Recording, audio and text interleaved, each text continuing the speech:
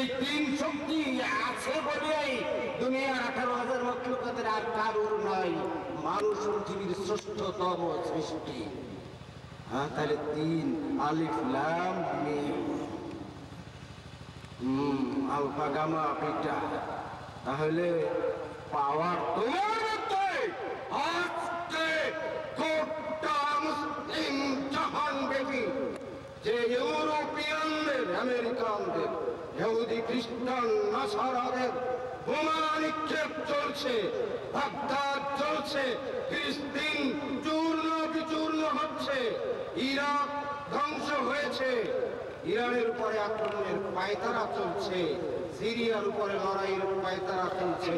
গোটা দুনিয়ায় 140 কোটি মানুষ তো আমরা আছি। পারছি না কেন? পারছি না কারণ ওই যে তিন শক্তি মুসলমানের যদি একত্রিত করা না তাহলে একদম হবে না, ইমানি একদম হবে না। ওই তিন শক্তির একটার নাম ইমান, আর একটার নাম ইসলাম, আর একটার নাম ইহসান। ইমান, ইসলাম, ইহসান। সাটান রকেট, তামিলনাড়ু চন্দ্রতরী, মুখের পানি, নাকের পানি, চোখের পানি, alpha gamma beta, electron, proton, neutron, এই তিন আলিফ লাম মিম, এই তিন শক্তি একত্রিত হলে মহাশক্তি হয়।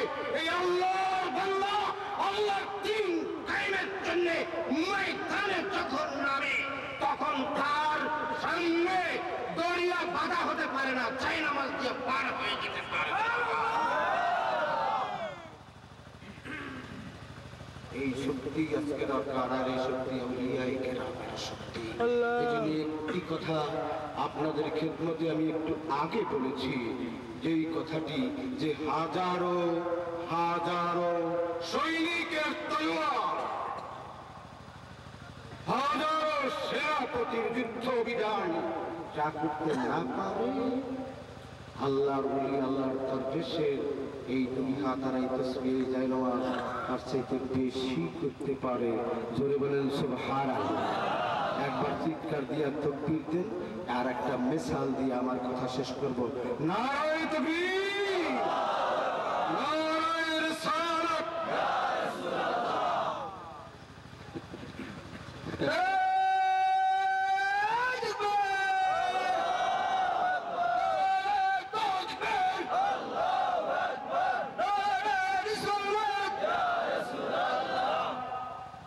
যাই হোক, আমার মিসালটা দেওয়ার আগে আমার ভাই পিছন থেকে যে একটা কথা বলেন ওই আদেশটাই আমি পালন করি। ফিলিস্তিনে আমাদের কিবলায়ে আউয়ালে প্রথম যখন নামাজরত মুসল্লিদের উপরে রমজানুল মুবারকে তারাবির নামাজের সিজদায় চলে গেছে, ইহুদি বর্বররা হালকা মেশিন গান চালাইয়া গুলি ফায়ার করিয়া 70 জন যখন মেরে ফেলল, বাইতুল মাকদাস যখন আগুন লাগিয়ে দিল, হাহাকার করল মন। ওই কবিতাটাই আমাকে পড়তে বলছে। তখন আমি একটা কবিতা লিখি এবং মনে মনে আমার আর্য ছিল যে আল্লাহর হাবিবের রওজায়ে আতহারে যদি কখনো আল্লাহ যাওয়ার তৌফিক দান করেন তাহলে আকা মাওলা তাজদারে মদিনা নূরে মুজাসসাম হযরত মুহাম্মদ রাসূলুল্লাহ সাল্লাল্লাহু আলাইহি ওয়াসাল্লামের রওজার কাছে দাঁড়াইয়া আমি কবিতাটা পড়ব। কবিতাটা যেভাবে পড়া দরকার সেভাবে তো পড়তে পারি নাই। হয় ওয়াহাবির জাত, আল্লাহর নবীর দুশমন যারা মদিনায় তৈয়বায় গেছে তারা তো দেখছে কি জুলুমটা না করে। আল্লাহ অবহাতে ক্ষমতার বেশি থাকবে না, শয়তানের সেই ভেঙ্গিয়া যাবে, আলামত শুরু হয়ে গেছে। যাই হোক, সে কথা আর বলবো না। এই কবিতাটা ধীরে ধীরে পড়ছে কবিতাটা পড়তে বলছে।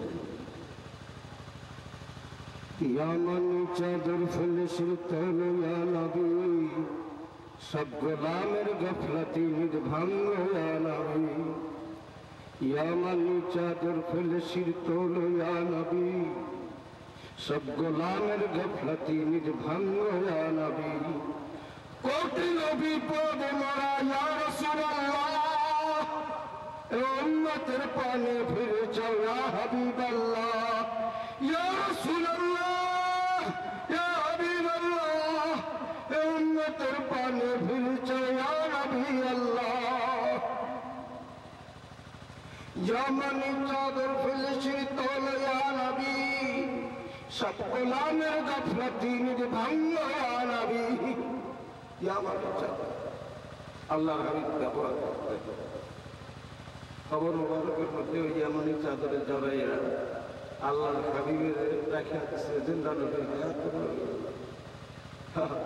এই ইয়ামানি নবী না নবী নবীর গায়ে ইয়ামানি চাদর ওই চাদর মিলছে ওই কবর শরীফের মাটির সাথে ওই হুজুররা বড় বড় আলেন আমাদের কাছে জিজ্ঞাসা করেন মুহাদ্দিসিনে কেরামে একমত নবীজির গায়ের চাদর তার সাথে যে মাটি মিলে আছে মদিনায় ভাই কবর শরীফের ওই মাটির মর্যাদা আল্লাহর পর কাবার চাইতেও বেশি সুবহানাল্লাহ আর সে আজিমের চাইতেও বেশি সুবহানাল্লাহ তোরাই কইতে বড় ভাই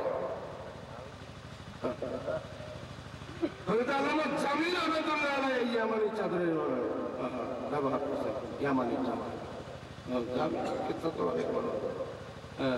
নবীজির দরবারে যাইয়া এই কবিতা পড়তে চাইছিল যে মাহজুরি বরামদ জানে আলম তারহম ইয়া রাসূলুল্লাহ তারহম নাকির রহমাতাল লিল আলামিন যে মাহরুমা সিরা ফারগ নশি বেরু আওয়াজ সারাজ পড়তে আমানি কেরো এ দোস্ত সব হে জিন্দেগানি জিখা গল্লালায়ে সায়রাবে বারখেজ সুনার কিসম দেখা আজ খাবে বারখেজ তু আবরে রহমতে আবে কে গাহে নিদর খুশকলা পরওয়ান গাহে